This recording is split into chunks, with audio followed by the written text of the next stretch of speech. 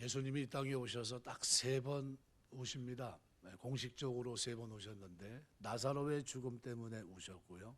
오늘 본문에 예루살렘에 임박한 하나님의 심판 그것 때문에 우셨고요. 그리고 십자가 지시기 위해서 겟세마네 동산에서 통곡하며 우십니다. 이 장면을 설명하고 있는 히브리서는 히브리서 5장 7절에서 심한 통곡과 하나님 앞에 눈물로 간구의 소원을 올렸고 그의 경건 경외하심으로 말미암아 들으심을 얻었다 했습니다. 죽음에서 능히 구원하실 이에게 통곡과 기도로 간구의 소원을 올리셨던 분이 주님입니다. 그래서 이 종료주일서부터 고난주간 십자가 지시고 부활절 이르기까지는 말 그대로 주님이 공생에 하는 동안에 기도로 그리고 눈물로 사셨던 그런 기간입니다. 특별히 종료주일을 우리가 생각할 때 멋있는 대관식이라든가 또는 개선하는 그 장면을 생각할 수 있는데요. 프랑스 파리에 가면 개선문이 있습니다. 나폴레옹 1세가 전쟁에서 승리한 이것을 기념하기 위해 건축한 건데 높이가 49m, 폭이 45m입니다. 대단히 거대한 위용을 자랑하는데요. 프랑스 근대 고전주의 건축물 가운데 걸작으로 평가받습니다. 거대한 개선문에 승리한 그리고 당당하게 행진하면서 베토벤 교향곡 영웅이 연주되는 장면을 가만히 생각해 보십시오. 뿌듯할 겁니다. 말 그대로 전쟁에 승리하고 말 그대로 기쁨이 충만한 모습으로 개선하고 있습니다. 굉장히 위험 있는 모습인데 그런데 비하면 오늘 주님의 예루살렘 입성, 십자가를 지시기 전에 마지막 모습은 너무나도 대조적으로 개선문도 없고 그렇다고 연주하는 오케스트라 연주도 없고 하얀 백마도 아니고 말 그대로 새끼 나귀를 타고 우스꽝스러운 모습으로 지금 등장하십니다. 그런데 그것도 조금 지나면 어떻게 해요? 심한 통곡으로 하나님 앞에 우시며 그 길을 걸어가요. 그리고 이 울음은 결국 겟세마네 동산에서 십자가 지시는 그때까지 그 울음은 계속해서 이어집니다. 유대인들에게 있어 종려나무는 굉장히 친근한 그런 나무입니다. 이 종려나무에 대한 호감을 그들이 가지고 있는데 얼마나 가까이 하냐 하면 고대 이스라엘 지붕을 떠받치는 모든 목재가 종려나무입니다. 키가 크고 아름다워서 여름을 지나면 또 열매가 아주 탐스러워서 아가서 7장 7절 말씀에 보면 이렇게 표현합니다. 내 키는 종려나무 같고 내 유방은 그 열매송이 같구나 이렇게 표현해요. 신부의 키가 종려나무 같고 한 20m까지 자라거든요. 아름다운 가슴이 종려나무 열매송이와 같다는 거죠. 우아함과 축복을 나타내는 것으로 이해할 수 있는데 고대로부터 그래서 현대에 이르기까지 유대 여자들의 이름으로 가장 많이 쓰이는 이 말이 다말이라는 말입니다. 다말, 타마르라는 히브리 말인데요. 이 말은 다윗의 아들 암논에게 추행을 당했던 압살롬의 누이 동생 이름이 바로 종려라는 의미를 가지고 있는 다말이라는 이름입니다. 유대인들은 매년 가을 초막절에 일주일간 초막절을 지키는데 그 초막 지붕도 종려나무 가지를 사용합니다. 50년 동안 열매를 매년 30cm 자라는데 성장이 둔화되면서 약 키는 20m 정도 되는데 수명은 한 100년 정도 갑니다. 뭘 상징합니까? 축복의 상징입니다. 이걸 가지고 예수님 예루살렘 입성하는 종려나무 가지를 흔들면서 호산나 다윗에서 이스라엘 왕으로 오신 그분을 찬양하고 있었습니다. 그런데 놀랍게도 오늘 본문을 보시면 예수님은 우십니다. 가까이 오사 예루살렘 성을 보시고 우십니다. 이 울었다고 하는 이 표현이 에클라우센이라는 이 표현인데요. 통곡했다는 겁니다. 마음이 슬퍼서 그냥 감정을 표출하지 않고 마음으로만 울었다는 얘기가 아니라요. 누가 봐도 통곡하고 있는 그 울음을 말합니다. 격렬한 표현입니다. 아주 비통한 모습을 나타낼 때 우셨다는 거예요. 나귀 새끼를 타고 우리 주님이 우셨습니다. 눈물은 딱 두 종류가 있습니다. 하나는 악어 눈물, 그죠? 가식적인 눈물이 있고요. 하나는 진짜 눈물이 있습니다. 여러분이 영화나 또는 TV 극 중에서 연출돼서 그걸 보면서 흐르는 눈물은 악어 눈물입니다. 위장된 연기를 통해서 그냥 흘리는 눈물. 거기는 로이시닌 게팔린이라는 성분이 없습니다. 눈물을 분해하면 물, H2O와 라이소닌 그리고 로이시닌 게팔린이라는 세 성분이 눈물을 형성합니다. 라이소닌이라는 것은 눈에 침입해서 온갖 잡균을 제거하는 향균 작용을 합니다. 이것이 없으면 눈이 힘들죠. 그런데 로이시닌 게팔린이라는 성분이 있는데 이것은 아직 밝히지 못했습니다. 이것은 양파를 썰거나 또는 마늘을 깔 때 그것이 매워서 흘리는 눈물, 이거 상관이 없어요. 체류탄 가스에 맞아서 흐르는 눈물과도 상관이 없고 또 연기를 위한 가짜 눈물에 흐르는 눈물도 관계가 없습니다.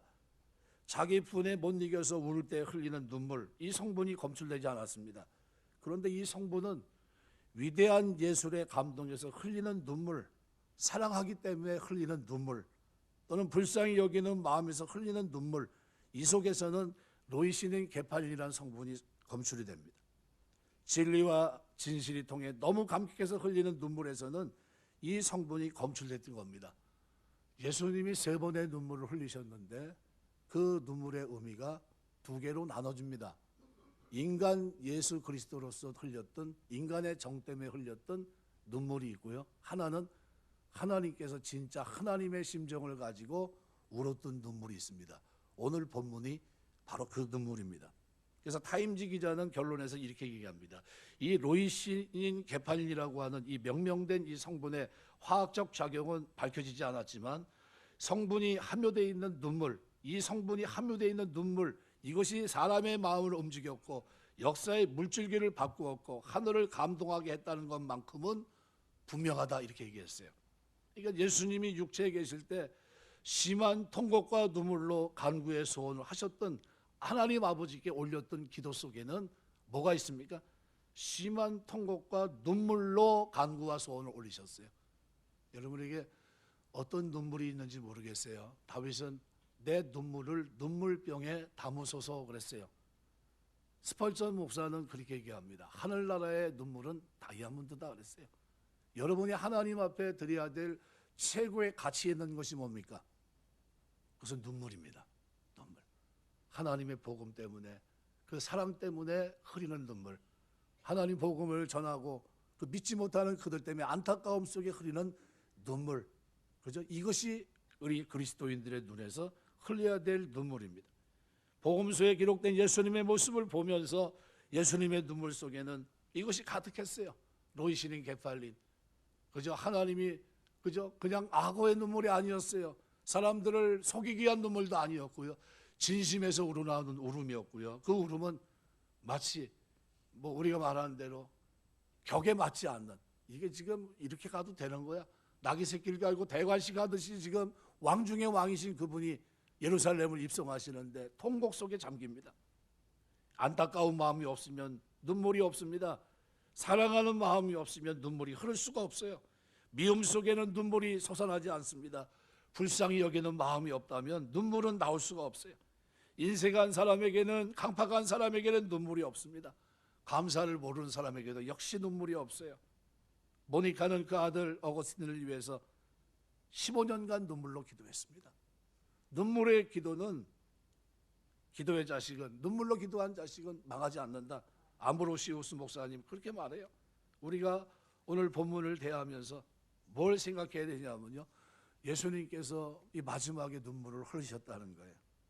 그것도 종료주일 그 영광스러운 자리에서, 그리고 고난을 받으시기까지, 그리고 십자가 지시기 전까지 주님이 눈물을 그치지 않았다는 거예요. 성 가까이 오셔서 성을 보시고 눈물을 흘리셨습니다. 종료주일의 예수님의 입성은 눈물로 입성하신 입성입니다. 눈물은 실로 위대한 통역관이었고, 로렌스 말처럼 예수님의 눈물에는 예루살렘과 조국 이스라엘 향한 안타까움과 뜨거운 사랑이 그 속에 담겨 있었습니다. 특히 본문에는 우셨다는 말로 사용된 헬라어에는 원어적 의미는 단순한 눈물이 아니에요. 뭔가 생각하면서 옛날 일이 주마등처럼 지나가면서 안타까워서 흘렸던 눈물도 아니고요. 갑자기 울음을 터뜨려 소리내고 통곡하는 행동을 보이신 겁니다. 이해할 수 없는 행동이었고 이해될 수도 없는 행동입니다. 예수님의 눈물은 거기서 끝나지 않았습니다. 겟세마네 동산까지 이어집니다.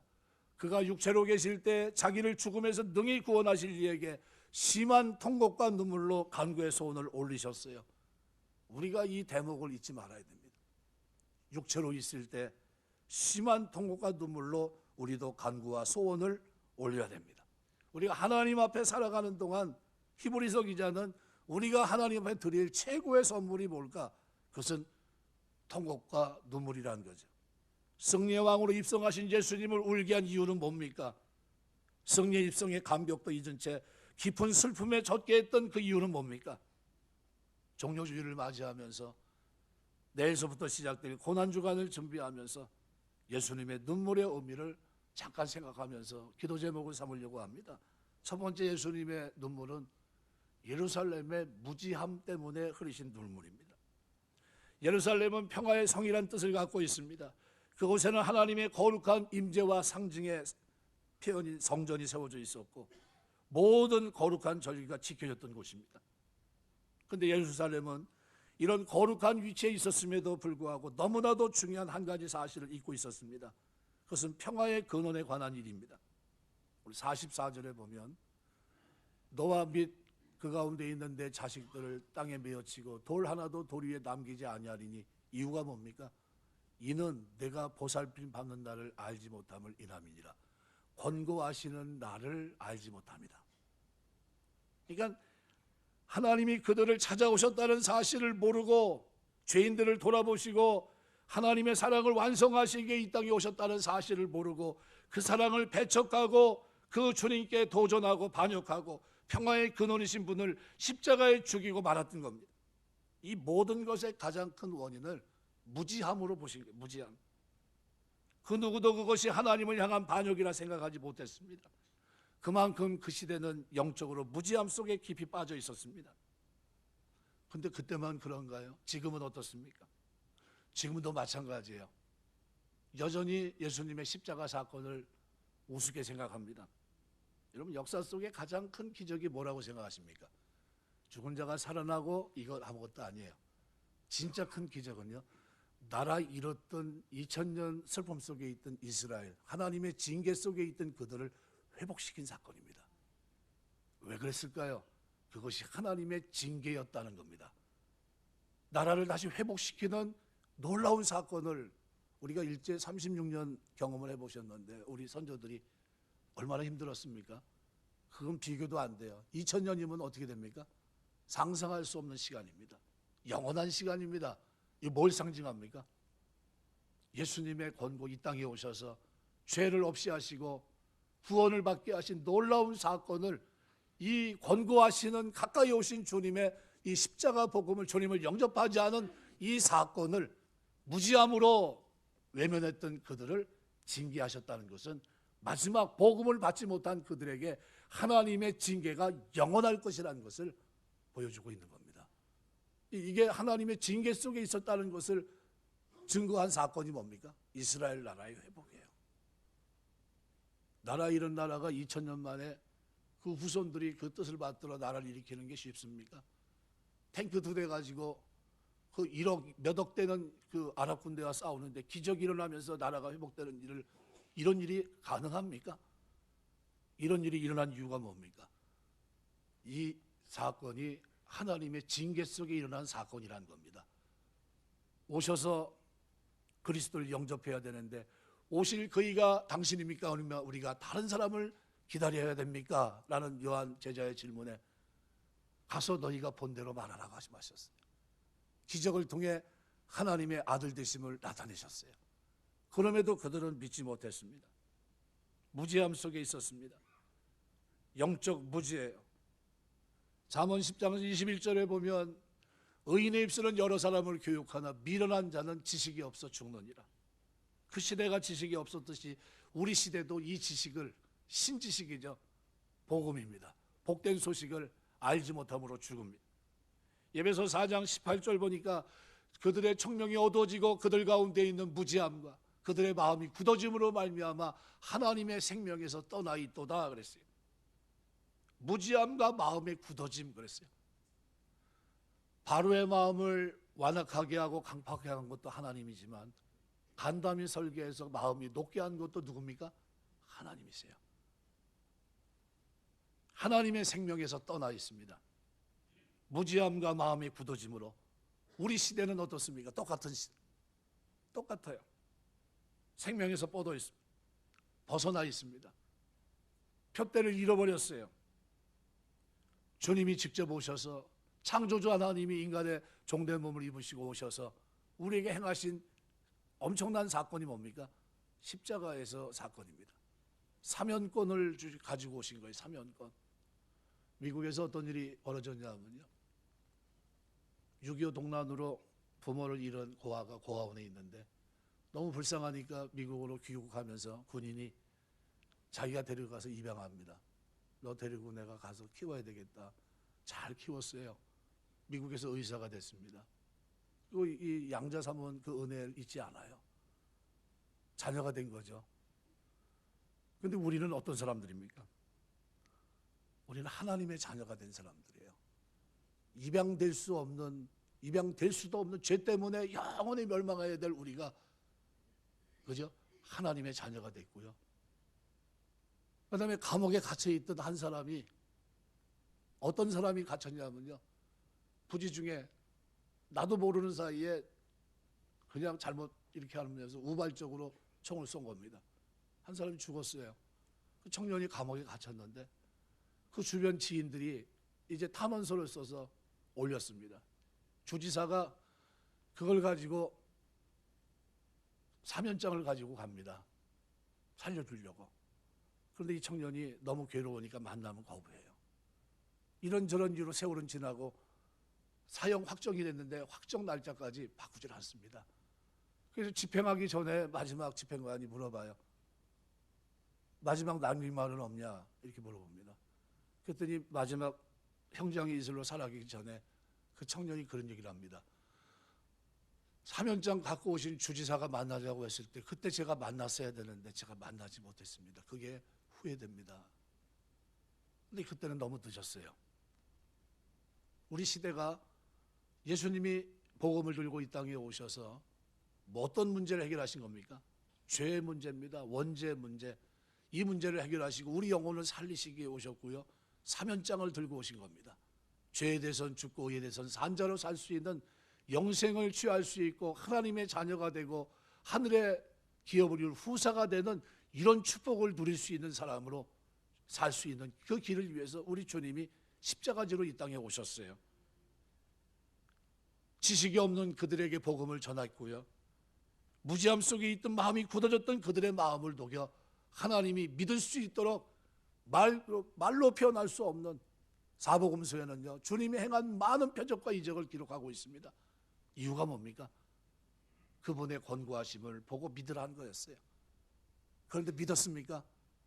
믿지 않았어요. 거부했습니다. 십자가에 죽는데 내어줬어요. 그리고 그 길을 걸어갔는데 결국 어떻게 됐습니까? 그들은 하나님의 심판을 받고 말아요. 무지함이죠. 또 예루살렘에 뭘 보고 주님이 우셨냐면요, 그 죄 때문에 악행을 보고 우셨습니다. 마태복음에 보면 예수님께서 예루살렘에서 울면서 예루살렘아 예루살렘아 선자를 죽이고 내게 파송된 자를 돌로 치는 자여 라고 이렇게 탄식합니다. 오늘 44절에도 말씀해 보면 이는 내가 보살핌을 받는 날을 알지 못함을 인함이니라. 권고받는 날을 알지 못하였기 때문에 예수님께서 우셨다고 기록합니다. 왜 이렇게 깨닫지 못하냐는 거예요. 왜 이렇게 믿지 못하느냐는 겁니다. 그들의 악행을 왜 돌이키지 않냐는 겁니다. 생명 얻는 회개가 이미 시작됐는데 그런데 왜 믿지 않냐는 거예요. 하나님께서 계속해서 선지자들을 보냈습니다. 예루살렘의 회개와 구원을 권면했습니다. 그런데 놀랍게도 그들은 오히려 하나님의 거룩한 선지자들을 죽였고 하나님 자신을 대표해 보낸 그의 아들까지도 비참하게 십자가에서 죽여버리는 악을 행합니다. 주님은 예수님께서 예루살렘을 향해서 말합니다. 내가 너를 모으러 한 일이 몇 번이냐? 그러나 내가 원치 않았도다. 그들을 돌이키고자 하였을 노력, 그들이 얼마나 악독하게 이것을 거부했는지 누가복음 13장 34절은 이렇게 표현해요. 예루살렘아 예루살렘아 선자를 죽이고 내게 파송된 자들을 돌로 치는 자여, 암탉이 제 새끼를 날개 아래 모음같이 내가 너희 자녀를 모으려고 한 일이 몇 번이냐. 그러나 너희가 원하지 아니었도다. 그렇게 가까이 와서 권고했는데도, 믿으라고 보여줬는데도 믿지 않았던 겁니다. 당시 사회적, 종교적, 윤리적 타락상을 말하지 않다 할지라도 이 한 가지 사실만으로도 그들은 심판받아 마땅한 겁니다. 근데 그때 그 사람들만 그러면 그렇게 무지함 속에 있고 악행 속에 있는가? 우리가 사는 이 사회는 어떻습니까? 정치, 사회, 경제, 종교, 윤리 모든 면에 있어서 구체적으로 얘기하더라도 이 시대는 어두운 시대고 혼탁한 시대고 온갖 범죄가 도를 넘어설 만큼 심각하게 저질러지는 그런 시대라는 것을 알 수 있습니다. 매스컴을 들어 풀박스를 들여다보면 거기서 하는 모든 드라마는 뭐예요? 해피엔딩 건전한 가정을 꾸미고 있지 않습니다. 불륜의 가정을 그리고 있고요. 악한 영화들을 통해서 타락상을 합법화시키고 있는 그런 시대입니다. 옳은 것만 주장하면 고리타분하다고 하고 의로운 행동을 수행하는 사람들은 바보스럽고 어리석은 사람으로 생각하는 시대가 되어버렸습니다. 이처럼 악한 시대가 지금 우리가 살아가는 시대입니다. 예루살렘의 악행을 보고 오신 것처럼 우리가 돌이켜 예수님처럼 이 시대의 악행을 보면서 울 수 있는 여러분 되시길 주의 이름으로 축원합니다. 우리가 이 종료주일 고난주간에는 좀 울어야 돼요. 1년에 한 번도 안 울었다면 진짜 여러분 복음 전해야 될 사람, 아직도 무지함 속에 있고 악행 속에 있는 그들을 보면서 울 수 있어야 돼요. 내 자녀의 완악함, 내 남편의 완악함, 내 아내의 완악함 때문에 울어야 돼요. 하나님 마음을 열어달라고. 바로의 마음을 간담을 설계해서 높게 하신 것도 하나님인 줄 믿습니다 하면서 기도하셔야 돼요. 베드로서 2장 8절에 보면 이렇게 표현합니다. 이는 이 의인이 그들 중에 거하여 날마다 저 불법한 행실을 보고 들음으로 그 의로운 심령이 상함이라. 우리 현 주소는 의인 롯이 행악의 도시에서 무기력했던 것과 비슷합니다. 여러분 사회 나가서 죄 짓는 사람 옆에 서면요 막을 수도 없고 함께 할 수도 없지만요 얼마나 내가 약한 사람인가 하는 것을 보게 됩니다. 한 발만 벗어나면 죄예요. 삐끗하면 미끄러지는 겁니다. 저 불법한 행실을 날마다 보고 들었던 룻처럼요 똑같아요. 우리 눈에 지금 보이는 게 뭡니까? 온갖 불법이에요. 의로운 심령이 상합니다. 그런데도 무기력해요. 이것이 우리의 모습이에요. 마태복음 11장 17절에는 이렇게 말합니다. 이르되 우리가 너희를 향하여 피를 불어도 너희가 춤추지 않고 우리가 슬피 울어도 너희가 가슴을 치지 아니하였다 함과 같으니라. 관심이 없어요. 남의 일처럼 생각합니다. 하나님과 전혀 관계없는 것처럼 생각해요. 그런데 놀라운 사실은 우리가 전하지 않으면 그 책임이 우리에게 있고요. 전하는 이 삶이 우리에게 필요하다는 겁니다. 에스겔 33장 11절에 이렇게 말합니다. 너는 그들에게 말하라. 주 여호와의 말씀이니라. 나의 삶을 두고 맹세하노니 나는 악인이 죽는 것을 기뻐하지 아니하고 악인이 그의 길에서 돌이켜 떠나 사는 것을 기뻐하노라. 이스라엘 족속아 돌이키고 돌이키라. 너희 악한 길에서 떠나라. 어디 죽고자 하느냐 하셨다 하였습니다. 예루살렘의 악행을 보고 주님이 우셨듯이 종료주일 이제 고난주간을 앞둔 오늘 우리가 이 시대의 죄악을 가지고 울어야 돼요. 우리는 제사장입니다. 죄의 문제를 가지고 하나님 앞에 서야 될 사람들이에요. 사함을 위해서 엎드려야 될 사람들입니다. 우리가 이 시대 속에서 돌이켜 회개할 수 있는 여러분 되시길 주의 이름으로 축원합니다. 또 예루살렘의 멸망을 보고 우셨어요. 다가올 심판, 하나님의 영원한 심판을 보고 가까운 미래에 닥칠 예루살렘 멸망을 주님은 아셨습니다. 토성을 쌓고 사면을 거둔다는 예언은 그 후로 약 40년 후에 이루어집니다. 로마의 장군 티투스에 의해서 예루살렘 성 함락을 위해서 로마 식군단을 끌고 와서 예루살렘에게 쳐들어와 성 사방을 토성을 쌓고 성을 완전히 봉쇄해버리고 이 예언이 성취가 됩니다. 음식의 보급로가 끊어집니다. 수천 명의 주민이 굶주림으로 죽습니다.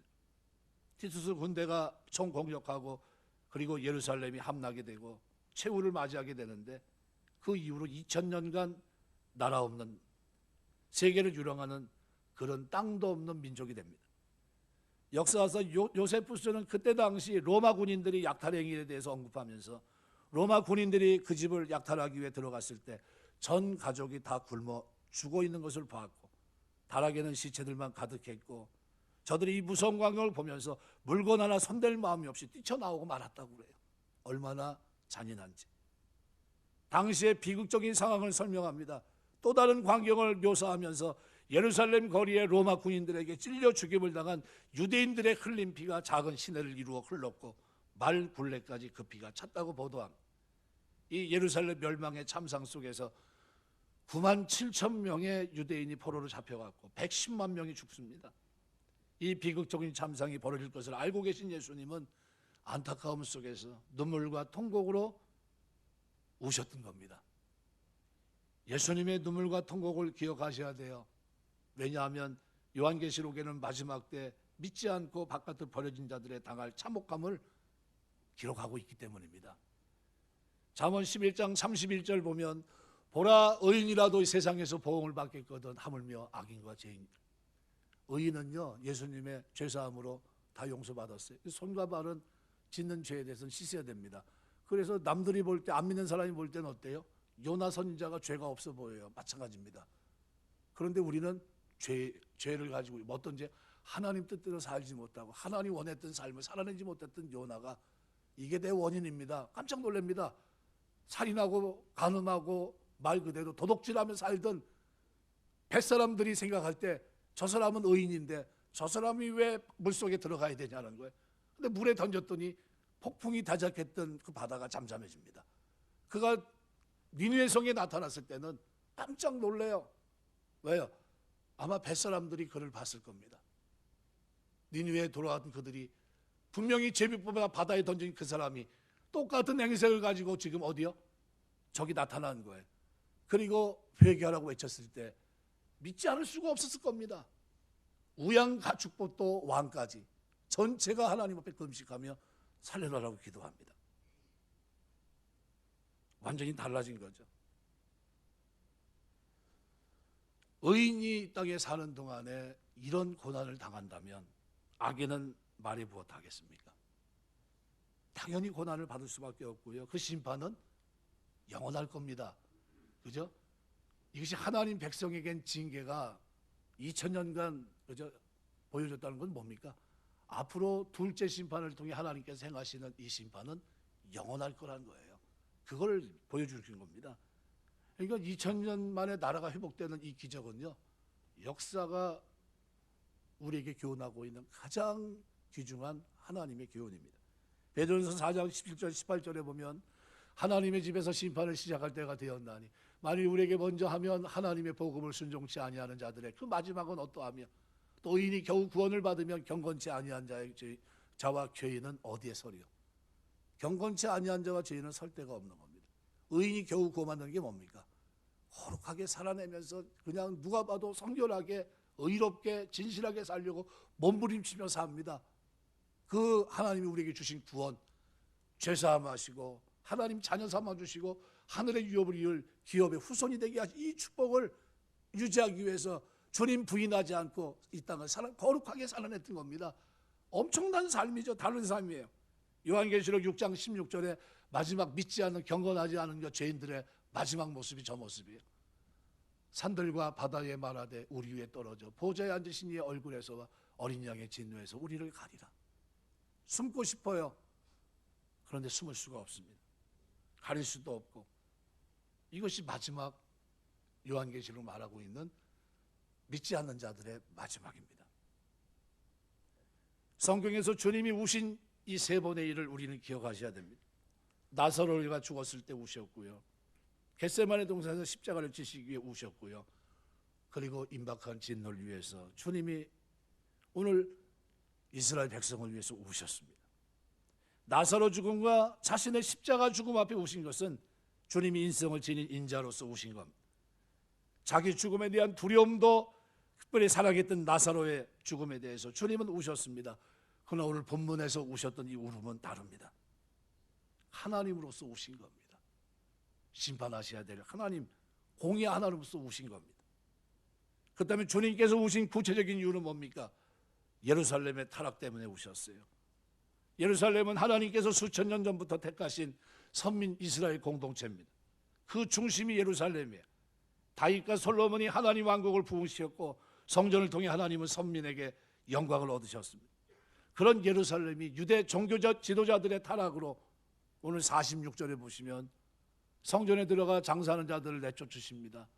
그리고 그들에게 말합니다. 제일 먼저 하신 일이 뭐래요? 누가는 그의 일, 내 집을 기도하는 집이라 되어 기도하는 집이 되리라 하였거늘 너희는 강도의 소굴을 만들어도다 하시도다 그랬습니다. 여러분, 기도하는 집이란 사실을 기억하세요. 교회는 기도하는 집입니다. 여러분이 고난주간 기도하는 집에 나오게 되시길 주의 이름으로 축원합니다. 정체성을 잃어서는 안 돼요. 의분으로 눈물을 흘리신 겁니다. 강도의 그릇으로 더럽혀져 있던 그것 때문에 주님은 눈물을 흘리셨어요. 교회가 교회로서의 역할을 감당할 때 어떤 금요일날 사도행전 말씀을 가지고 우리가 묵상을 했는데요. 바나바를 등장하기 전에 들었던 내용이 뭡니까? 생명 얻는 회개가 이방인에게도 주어졌다는 거예요. 그들에게도 똑같이 성령이 임하고 있고요. 그들에게도 회개 역사가 있다는 겁니다. 깜짝 놀래요. 예루살렘 교회가 이 소식을 듣고 어떻게 해야 되냐? 그러면 바나바를 보내자. 바나바를 보냈습니다. 그리고 1년간 그들에게 가르치게 되는데 바나바 혼자 했습니까? 아니요. 다소에 있는 사울을 찾아갑니다.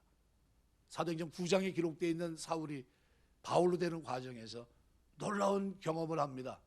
그런데 사도들 만나지 않으니까 두려워서 만나지 않아요. 저 거짓말 우리 잡으려고 하는 것 같다. 저게 거짓말로 우리를 만나려고 하는 것 같다. 숨어버립니다. 그런데 그 역사의 무대에서 숨어있던 마치 폐기된 것처럼 버려져 있었던 누구를요? 이 사울을 바나바가 찾아갑니다. 그리고 그를 끌어내요. 그리고 그들을 안디옥에 데려가서 뭘 가르칩니까? 하나님의 말씀을 뭘 가르쳤을까요? 구약이 예표하고 있던 오실 그리스도, 오신 예수 그리스도의 십자가에 대해서, 부활에 대해서 설명했을 겁니다. 이거를 몇 년간이요? 1년간 가르쳤어요. 그리고 났더니 그들이 누가 됩니까? 자기 입으로 나는 예수 믿는 사람이야가 아니라 안 믿는 사람 입에서 저 사람은 예수 믿는 사람이야. 예수님의 죽음에 대해서도 어떻게 해요? 아멘하고 갈 수 있는 사람들이야 라는 그런 명칭으로 그리스도인이라는 모욕적인 언사를 받게 됩니다. 그런데도 1년간 교육받았던 그들은 그 명칭을 받아들입니다. 마땅히 그 이름을 받을 사람으로 생각하고 그들이 그리스도의 고난에 동참하는 사람으로 변화됩니다. 뭐가 그렇게 그들을 바뀌어요? 하나님 말씀에 대한 가르침. 처음 예수 그리스도의 십자가 복음을 제자들이 유대인에게만 전했을 때 하나님의 손이 도우사 어떻게 해요? 이방인에게도 복음을 전하게 하셨는데 구원하는 역사가 일어나기 시작합니다. 그리고 시작됐던 그 일이 이렇게 크게 됐고요. 오늘 생명 얻는 회개가 여기까지 이른 겁니다. 그러면 예수님이 지금 이 시대를 향해서 우신다면 뭐 때문에 우실까요? 2000년 전에 이미 오셔서 십자가신 사건을 알지 못하고 무지함 속에, 완악함 속에, 죄악 속에 있으면서도 회개치 않고 영접하지 않은 그들에 대한 마지막을 보시며 멸망을 보시면서 우실 겁니다. 하나님, 그들은 어떻게 됩니까? 내가 거기까지 가서 그 땅에 가서 그리고 그렇게까지 죽기까지 순종하며 피를 흘려가면서 내 복음이 진짜 하나님의 사랑을 나타냈는데 그 무지함 속에서 아직도 받아들이지 않고 믿지 않고 악행 속에 회개하지 않는, 생명 없는 회개가 이미 시작됐는데 회개하지 않는 그들은, 그리고 그들이 경험하게 될 마지막 심판을 보시면서 주님은 울고 계실 거예요. 그럼 우리가 뭐 때문에 울어야 됩니까? 그것 때문에 울어야 돼요. 하나님의 왕국을 부흥시켰고 성전을 통해 하나님 백성의 영광을 얻으셨지만 유대 종교 지도자들이 그들로 말하는, 요즘으로 말하는 교회를 강도의 구려를 만들었어요. 교회는 기도하는 집이에요. 새벽에 우리는 평상시에 특별 기도가 없기 때문에 몇 명이나 기도하나 이렇게 나오면 이렇게 훑어봅니다. 30명 넘게 나와서 기도하세요. 너무 감사해요. 고난주간에는요, 여러분 나와서 기도하시길 주의 이름으로 축원합니다. 여러분, 권면을, 주님이 가까우신 이 권면을 받아들이지 않은 징계가 이스라엘의 멸망입니다. 그리고 2000년간 징계 속에 있던 그들을 주님 언제 오십니까?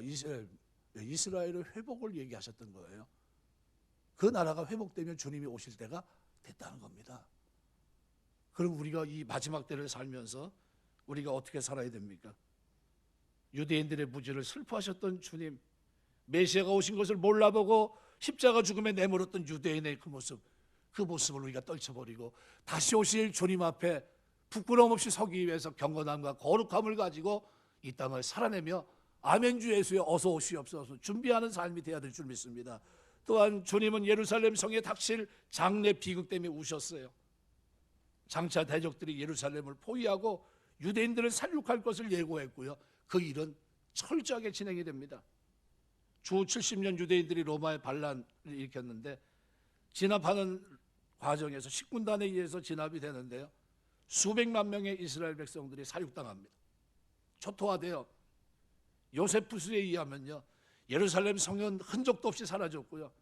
어느 정도까지 흔적이 없었냐면요. 사람들이 쟁기지에서 농사 지을 정도로 예루살렘 성이 흔적도 없이 돌 하나도 남지 않을 거다 했는 대로 그대로 됩니다.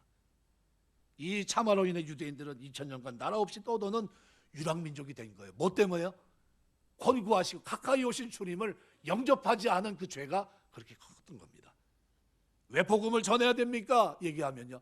영원한 심판이 있고 영원한 생명이 있기 때문이에요. 복음 전하시길 주의 이름으로 축원합니다. 그냥 이유 여하가 없어요. 안 믿으면 영원한 심판 속에 있어요. 이거를 보여준 예표가 뭡니까? 이스라엘 나라의 멸망과 이스라엘 나라의 회복이에요. 나라 이런 나라가 2000년 만에 회복된 나라가 이스라엘 마고 있습니까? 있으면 한번 저한테 한번 얘기해 보세요. 없어요. 왜 그랬습니까? 하나님이 가까이 오셔서 십자가신 이 복된 소식을 영접하지 않은 그들에게 심판, 영원한 심판이 있을 것을 말씀으로 역사 속에서 보여주신 겁니다. 바라바를 통해 무력 폭동의 길을 그들은 택합니다. 그러나 실패하고 말죠. 주님의 눈물은 장차 세상의 모든 불신자들이 맞을 비극적인 운명을 안타까워하면서 우신 겁니다. 불신자들은 불의와 죄악을 행하며 그리스도를 경시하고 장차 자신들에게 닥칠 영원한 심판을 모릅니다. 그런 가운데 살아가요. 이것이 다인 줄 알고 주님은 오늘도 주님을 영접지 않고 죄악에 빠져 사는 사람들 때문에 크게 슬퍼하며 울고 계세요. 이런 현실 속에서 하나님의 구속받은 성도들 맞아 주님의 마음을 헤아리지 못한다면 이것은 주님의 마음에 그죠? 2번 죽이는 것과 똑같아요. 나를 위해 주심. 그리고 죄 용서하셨는데 주님 의지와는 전혀 상관없이 그냥 누가 죽든지 살든지 관심 없이 무관심 속에 살아가는 겁니다.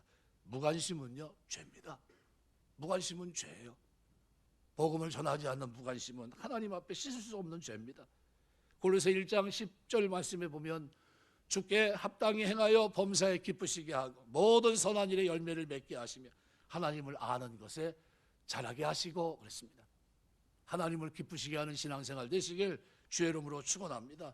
복음을 전하는 것 외에 다른 건 아무것도 의미가 없어요. 이사야 48장 18절에도 그렇게 표현합니다. 내가 나의 명령에 주의하였더라면 내 평강이 강과 같아 내 공의가 바다 물결 같았을 것이라 그랬습니다. 슬프다 내가 나의 명령을 듣지 아니하였도다. 만일 들었다면 내 평강이 강과 같았겠고 내 의가 바다 물결 같았을 것이다. 전에 성경은 이렇게 표현합니다.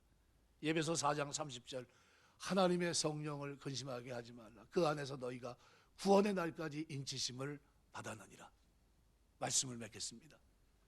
주님이 우셨어요. 종려나무 나귀 새끼를 가지고 만왕의 왕이신 그분이 이 땅에 오셔서 친히 우리의 죄를 없이 하시기에 십자가 지러 가시는 입성하시는 그 순간부터 십자가 지고 부활하시기까지 주님 일평생 속에 가장 짧은 시간이었지만요 그 기간은 우는 시간이었습니다. 통곡하며 울었던 시간이에요. 그냥 울음입니까? 악어의 눈물이 아니었습니다. 대충 걸어가셨던 길이 아니에요. 그것은 로이시닌 게팔린이라고 하는 말 그대로 일반 사람들이 삶 속에서 느끼지 못했던 형식적인 눈물이 아니었어요. 이 눈물은 하나님의 뜻과 불쌍히 여기는 연민과 사랑이 포함되어 있던 눈물이었고요. 그 눈물로 주님은 통곡하셨습니다. 우리의 죄를 없이 하시기 위해 우리의 무지함을 일깨워 주시고 우리의 죄악을 돌이켜 거룩한 백성으로 이 땅을 살게 하시기 위해, 하나님의 자녀로 살 뿐만 아니라 영원한 하늘의 기업을 이룰 후사가 되게 하시기 위해 주님은 친히 사명권을 가지고 이 땅에 오셨던 겁니다. 그리고 이 복된 소식을 오늘 우리에게 맡기셨어요. 어떻게 사시겠습니까? 종료주일 고난주간, 이때는 우리가 울어야 될 시간이에요. 믿지 않는 남편, 믿지 않는 아내, 믿지 않는 자녀, 믿지 않는 이웃을 돌아보면서 하나님, 저들이 무지함으로, 죄악의 완악함으로, 강팍함으로 주님을 알아보지 못하고 저 죄악에서 돌이키지 못함으로 영원한 진노에 무너지지 않도록 저들을 불쌍히 여겨달라고 울 수 있는 이 눈물이 우리에게 있어야 돼요. 이 눈물을 스펄전은 그래서 하늘나라의 다이아몬드라고 그랬던 겁니다. 내 눈물을 눈물병에 담으소서 기도했던 다윗처럼 우리가 주님 앞에 드려야 될 최고의 가치 있는 것은 여러분의 눈물입니다. 진실한 눈물로 하나님 앞에 호소하면서, 어머니 모니카가 말 그대로 어거스틴의 변화를 위해서 눈물을 흘렸던 것처럼 오늘 우리가 이 시대를 걸어가면서 종료주일 그리고 고난주간이 끝나는 시간까지 여러분 삶의 주변에 기억나고 성령이 기억나게 하시는 그 사람들을 위해서 기도하며 울 수 있는 여러분 다 되시기를 주의 이름으로 축원합니다.